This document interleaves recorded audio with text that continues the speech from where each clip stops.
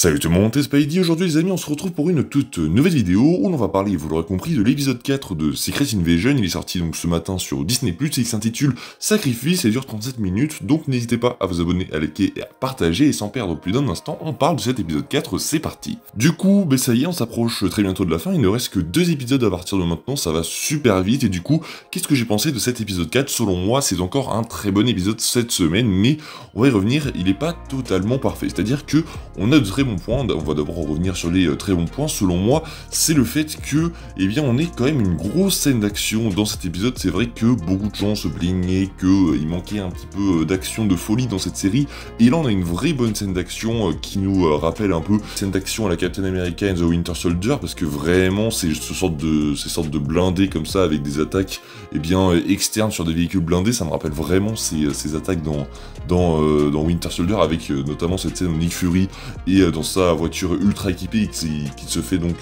attaquer. C'est vraiment impressionnant, et là on retrouve un peu ce même genre de scène à la fin. C'était vraiment cool et super bien chorégraphié.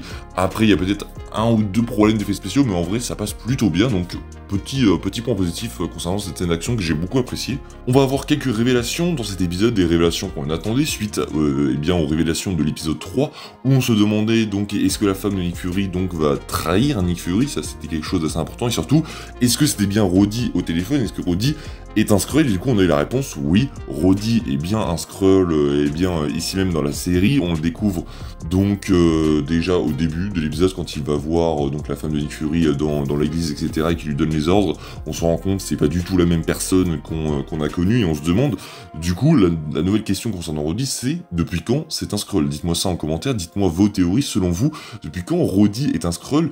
Est-ce que dans Avengers Endgame c'était un Skrull? Ça va être compliqué à dire, et ça pourrait vraiment fausser pas mal de trucs, sachant que ça voudrait dire que le vrai Rhodey n'est pas au courant que Tony Stark est mort. Enfin bref, il y a vraiment beaucoup de choses à faire, sachant également qu'il faut tenir compte du fait que le film Armor Wars arrivera très prochainement, et que on a eu des rumeurs qui diraient que ça reprendrait, et puis de toute façon c'est logique, ça reprendrait directement les liens, le film serait directement lié aux événements de Secret Invasion, donc il faudra rester attentif, et je pense qu'on aura des réponses sur ça dans Secret Invasion. Ça paraît logique, mais pour ma part je pense que Rhodey est un Skrull depuis après Endgame, sachant que je pense qu'ils vont pas vouloir trop prendre de risques, et que ils vont pas vouloir fausser toute cette magie qu'il y avait à la mort de Tony Stark, parce que c'était quand même beau, c'était quand même touchant, donc je pense vraiment pas que Rhodey est un Skrull dans Avengers Endgame. On verra bien sûr ce qui lancera, mais dites-moi ça en commentaire, ça m'intéresse vraiment. Selon vous, depuis quand Rhodey est un Skrull? Du coup, concernant la femme de Nick Fury, déjà on a un petit flashback en France, ce qui fait plaisir, à Paris. Je sais pas s'ils ont vraiment été tournés, ça se trouve ils ont juste fait quelques plans au drone, ou même pas,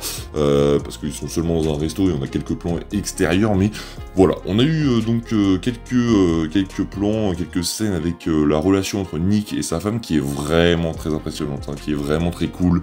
On a vraiment cet aspect d'amour qui était un peu impossible, mais qu'ils essayent d'assumer, qui ressort énormément. J'ai trouvé ça super beau, avec ce petit poème qui leur est lu, avec cette scène qui est magnifique, où du coup tous les deux veulent en gros, savent ce qui va se passer, mais ils continuent de se parler comme si de rien n'était, jusqu'à ce que ils se rendent compte qu'en fait ils ne pourront pas, ni l'un ni l'autre, se tuer, et qu'ils s'aiment toujours. Ça c'était vraiment une très belle scène. Et du coup, on apprend aussi que, elle ne va pas trahir Nick Fury, mais que elle allait bien le faire. Nick qui avait déjà tout entendu, et ça c'était plutôt bien joué de sa part. Et ensuite, on va avoir cette scène d'action à la fin qui va arriver très très vite, puisque oui, l'épisode dure seulement 37 minutes, allez 35 avec les génériques de fin, même peut-être un peu moins, il dure une trentaine de minutes en gros avec le récap et le générique, etc. Il dure vraiment 30 minutes, donc c'est vraiment court. On a l'impression qu'on prend pas le temps de développer certaines choses, qu'on est pressé d'arriver à cette scène d'action. C'est assez étrange, c'est dommage, surtout que c'était un épisode qui, je pense, méritait au moins une cinquantaine de minutes par rapport à tout ce qu'il traitait. Il traitait donc du fait que Rhodey soit un Skrull, de la relation entre Nick Fury et sa femme, et donc de l'assaut des Skrulls, et également donc des Super Skrulls, puisque oui, ça y est, on voit enfin dans cette petite bataille le pouvoir des Super Skrulls. Ça fait super plaisir, puisque Gravik, lui, je crois qu'il a à peu près tous les pouvoirs. Donc déjà il a les pouvoirs de Groot, et ça c'est super cool, parce qu'on l'avait vu dans le trailer, mais on n'avait jamais tilté que c'était les pouvoirs de Groot qu'il utilisait dans le trailer, puisque là clairement c'est les pouvoirs de Groot. On a plus aucun doute. Et donc il y a d'autres pouvoirs, mais si je ne dis pas de conneries, c'est les pouvoirs donc qu'avait Killian dans Iron Man 3, si je ne dis pas de bêtises, il me semble que c'est ça, ce qui dégage beaucoup de chaleur, donc il me semble vraiment que c'est ça, et je sais pas s'ils ont d'autres pouvoirs, en tout cas on n'en a pas vu d'autres, je crois, dites-moi si je me trompe.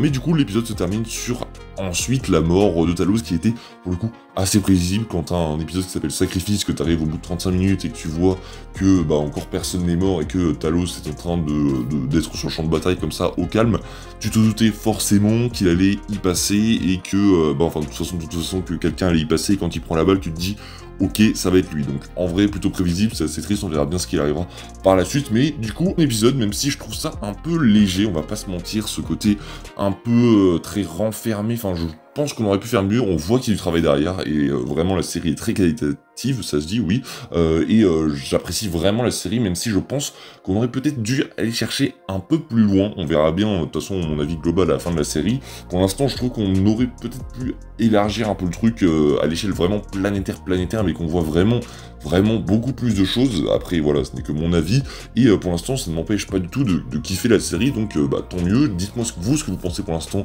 de Secret Invasion, ça m'intéresse énormément. On arrive déjà à la fin de la critique de cet épisode 4, je vous dis à la prochaine, c'était Spidey, prenez soin de vous, salut tout le monde.